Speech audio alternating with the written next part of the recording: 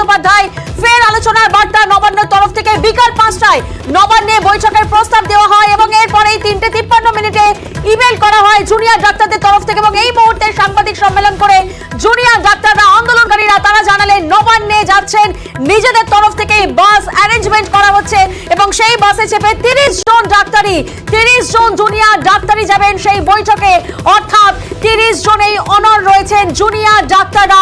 এবং অন্যদিকে live streaming এর যে দাবি ছিল অনর আন্দোলনকারীদের, সেই দাবিতেও তারা অনর রয়েছে। লাইভ স্ট্রিমিং এর দাবি রয়েছে অনর আন্দোলনকারীদের। এই মুহূর্তে সবথেকে বড় খবর, নবান্নে যাচ্ছেন জুনিয়র ডাক্তাররা, 30 জন এই অনর জুনিয়র ডাক্তাররা, অর্থাৎ 30 জন প্রতিনিধি যাচ্ছেন নবান্নের দিকে এবং লাইভ স্ট্রিমিং এও দাবি রয়েছেন অনর আন্দোলনকারীদের। আমরা জানি যে গতকালই আলোচনার বার্তা দেন মুখ্যমন্ত্রী মমতা বন্দ্যোপাধ্যায়, বিকেল 5টার সময় নবান্নে বৈঠকের প্রস্তাব দেওয়া হয়, আলোচনার আহ্বান জানিয়ে নবান্নের তরফ থেকে এই বার্তা দেওয়া হয়।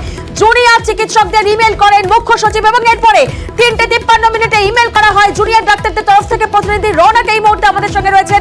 রৌনক, এই মুহূর্তে তুমি রয়েছো সেখানে, অর্থাৎ স্বাস্থ্য ভবনের সামনে, কি প্রস্তুতির ছবি দেখতে পাচ্ছ? দেখো, একেবারেই তৎপরতার সঙ্গে জুনিয়র ডাক্তারদের তরফ থেকে কিন্তু 30 জন প্রতিনিধি দল আর কিছুক্ষণের মধ্যে স্বাস্থ্য ভবন থেকে নবান্নের উদ্দেশ্যে রওনা দেবে।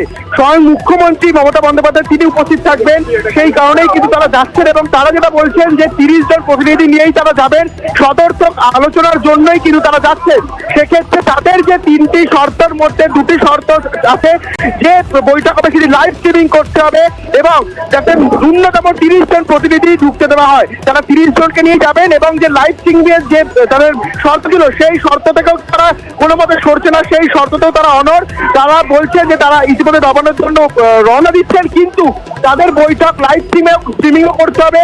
এছাড়া 30 জন অর্থাৎ প্রত্যেকটি মেডিকেল কলেজের একজন করে প্রতিনিধি কিন্তু নবান্নের উদ্দেশ্যে আর কিছুক্ষণের মধ্যেই রওনা দিচ্ছে। তারা নিজেদের বাসে করে কিন্তু নবান্নের উদ্দেশ্যে রওনা দিচ্ছে এবং আজকের যে বৈঠক সেই বৈঠকে তারাও কিন্তু যোগদান দিতে চায়। সদর্থক একটা আলোচনার মধ্যে যাতে অচলাবস্থা কাটে সেই বিষয়ে কিন্তু জুনিয়র ডাক্তাররা তাদের দিক থেকে সিদ্ধান্ত নিল এবং আর কিছুক্ষণের মধ্যেই স্বাস্থ্য ভবন থেকে বাসে করে 30 জনের যে প্রতিনিধি সেই প্রতিনিধি কিন্তু নবান্নের উদ্দেশ্যে রওনা দেবে। একেবারে স্বাস্থ্য ভবনের সামনে জুনিয়র ডাক্তাররা এই মুহূর্তে সাংবাদিক সম্মেলন করে জানালেন তারা রাজি এই আলোচনা এই বৈঠকে যেতে এবং কিন্তু তারা নিজেদের দাবিতে অনড় রয়েছেন, অর্থাৎ 30 জনেই অনড় জুনিয়র ডাক্তাররা। লাইভ স্ট্রিমিং এর দাবিতেও অনড় রয়েছেন আন্দোলনকারীরা। মুখ্য সচিবকে মেল করে জানিয়েছেন জুনিয়র ডাক্তাররা। ঠিক 3:53 মুখ্য সচিবকে মেল করে জানান জুনিয়র ডাক্তাররা। আমরা জানি যে বৈঠক চেয়ে ফের চিঠি মুখ্য সচিবের তরফ থেকে এবং আন্দোলনকারীদের সঙ্গে বৈঠকে থাকবেন মুখ্যমন্ত্রী। প্রতিনিধি, আমাদের আরেক প্রতিনিধি অভিজিৎ এই মুহূর্তে আমাদের সঙ্গে রয়েছেন। অভিজিৎ, আমরা দেখেছি যে আন্দোলনকারীদের সঙ্গে বৈঠকে থাকবেন মুখ্যমন্ত্রী। একদিকে বলা হচ্ছে যে বৈঠকে লাইভ সম্প্রচার হবে না, কিন্তু অন্যদিকে এই বৈঠকে মূলত দুটো দাবি নিয়ে তারা যাচ্ছেন, যে 30 জনকেই থাকতে হবে এবং অন্যদিকে লাইভ স্ট্রিমিংও করতে হবে। কি মনে হচ্ছে, বরফ কি গলবে? প্রিয়াঙ্কা, আন্দোলনকারী ছাত্ররা পরিষ্কার ভাষায় এটা জানিয়েছেন যে তারা তাদের বাসে করে, কোনো সরকারের দেওয়া নয়, প্রশাসনের দেওয়া নয়, তারা তাদের নিজেদের ভাড়া করা বাসে করে তারা নবান্নের উদ্দেশ্যে যাবেন এবং মোট 30 জন প্রতিনিধি তারা যাবেন এবং এই 30 জন এবং একই সঙ্গে সরাসরি সম্প্রচার করতে হবে। তাদের খুব পরিষ্কার বক্তব্য যে যেখানে সুপ্রিম কোর্টের হিয়ারিং লাইভ স্ট্রিমিং হয়, রাজ্যের প্রশাসনিক সভাগুলো লাইভ স্ট্রিমিং হয়, তাহলে এই আলোচনাটাও সবার সামনেই হোক, কোনো সমস্যা নেই। এবং এটাকে কোনো শর্ত হিসাবে তারা বলতে চান।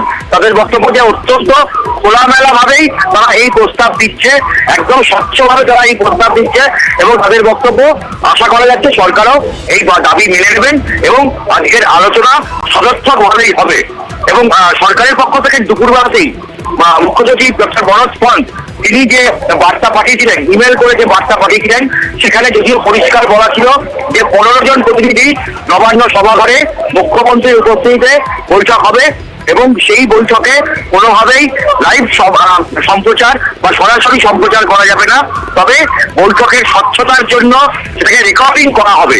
যদিও আন্দোলনকারী ছাত্ররা তারা দীর্ঘক্ষণ জেনারেল বডি মিটিং বা সাধারণ সভা বৈঠক করেন এবং সেই সাধারণ সভা বৈঠকের শেষে তাদের বড় বক্তব্য যে তারা সরকারের এই বক্তব্যকে তারা স্বাগত জানাচ্ছেন, তারা এই বৈঠকে অংশগ্রহণ করবেন, তবে তারা 30 জন প্রতিনিধি যাবেন এবং সরাসরি সম্প্রচার হবে।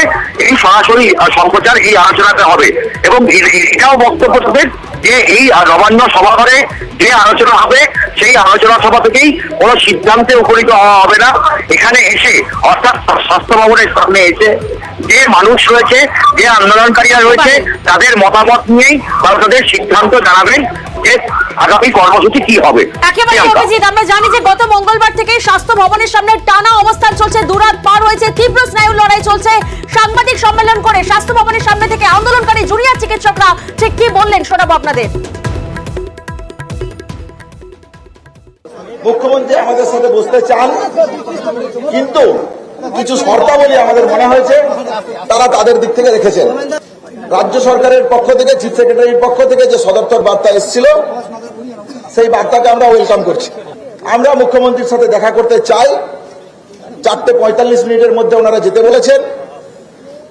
আমরা বাস রেডি করছি, অতি দ্রুততার সাথে সেই উদ্দেশ্যে আমরা বেরোবো।